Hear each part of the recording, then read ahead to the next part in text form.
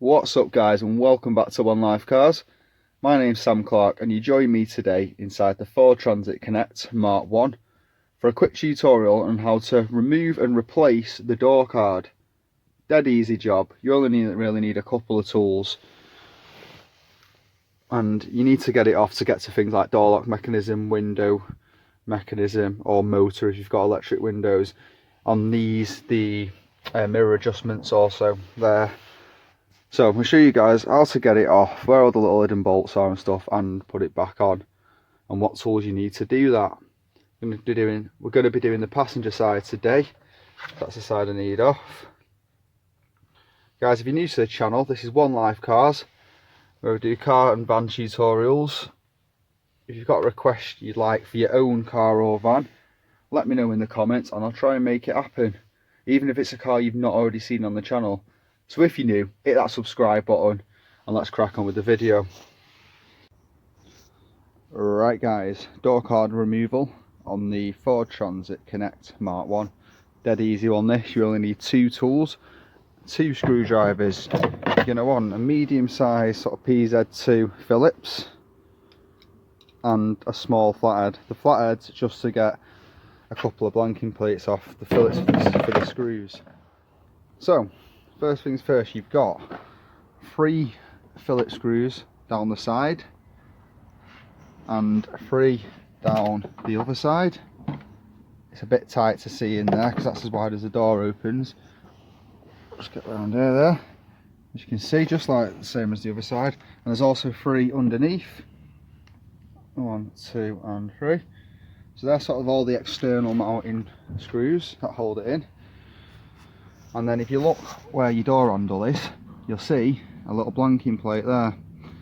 You just get a dead tiny flathead screwdriver into that little groove and pop that out. That will reveal another screw. Also, this bit here, sort of this textured bit, is a blank. If you get a flat screwdriver somewhere behind this, preferably at the bottom, so if you do mark it you don't see it as much, and this whole piece, 2 fingers are running up, will pop off. Also, we need the door handle off. Great fun. There'll be a little split pin somewhere in there, unless it's a push one, that you ping off with a flat screwdriver, ping like a split pin off, and then it just slides straight out. But I'll just have a look at that now, get it unscrewed a bit and let you know on the handle to make sure it is a split pin. Some of them are a bit different. But yeah, it's quite a simple job. So anyway, we'll get the door card off.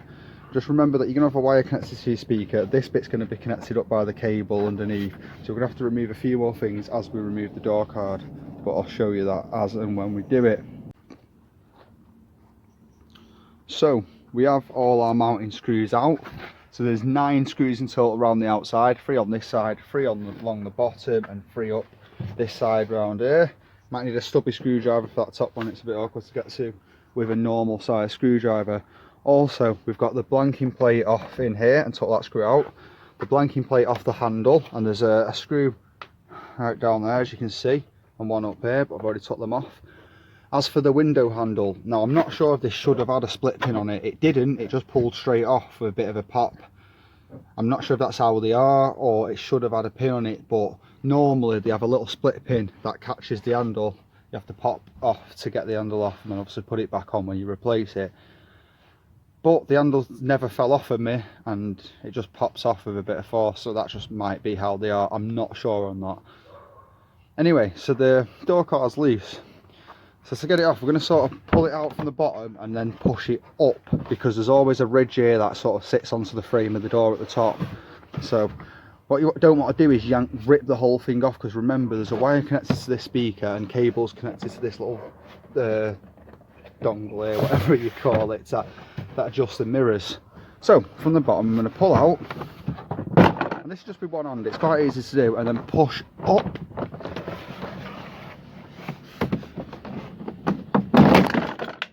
Oh yeah, got to pop that out. The little plastic's around for the handle, just like the tray, that pops out first. Should have mentioned that bit. Right guys, so as you can see, before I pull it all the way off, a couple of things I noticed straight away is the speaker is already in the inner door line, so you don't need to worry about that, and so is the handle, part of the door. It is just a piece of plastic, this one. So the only connection is the cable connection for the mirrors. Now to get this off, sorry about the bad camera work, I'm sort of struggling alone here. As you can see, the cables pop into the top there. It focuses like bicycle cables. So it's just a case of sliding each of the 3 cables up and out the little pivot. It's a bit fiddly and awkward, but it's not that hard. It's just like doing a bike cable on where it goes into the levers on a push bike. That sort of setup. So that's about it now. So let's say your door car's off. You've done what you need to do. You fix your lock, your speaker, whatever it may be. And you need to get it back on. First thing I'm going to do on this one, and this one doesn't clip onto the... Oh, it does, sorry, I'm lying to you guys. As you can see, there's a bit of a ridge here and my finger's running. There's a bit of a lip on this plastic. This plastic lip sits into this ridge. So the first thing you've got to do is sort of lift it over and on to that ridge. Making sure it's on all the way. Now you know the top's in all right. And now it's just a case of going round and giving it a tap back in. Just like that. I mean, this is a bit rough and ropey. The screws will hold it in tight, but it just pops back in as it's got a few sort of plastic clips around it to hold it in place. And that's the door card back on. So now we can stick this tray back in for your handle. Actually got to open your handle again, one-handed. Just like that. And now that screw can be returned with the blanking plate, so you never knew it was there. Put your 2 screws back in for your handle, blanking plate, your 9 screws down the outside, both sides and the bottom, and of course pop your handle back on. Like I say, if there was a clip on it to get yours off, put the clip back on. If not, maybe that's just how they are. I'm sure some of you will know the right answer to that.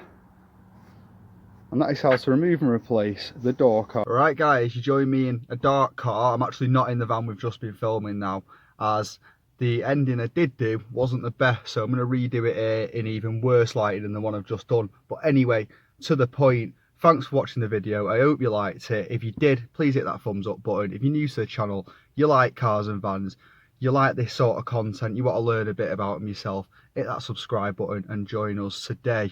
We're nearly at 1,000 subs, so a big milestone coming up, and your support is, you know, greatly appreciated. Hit that subscribe button, guys. But anyway, my name's Sam Clark. You're watching One Life Cars, and until next time, peace.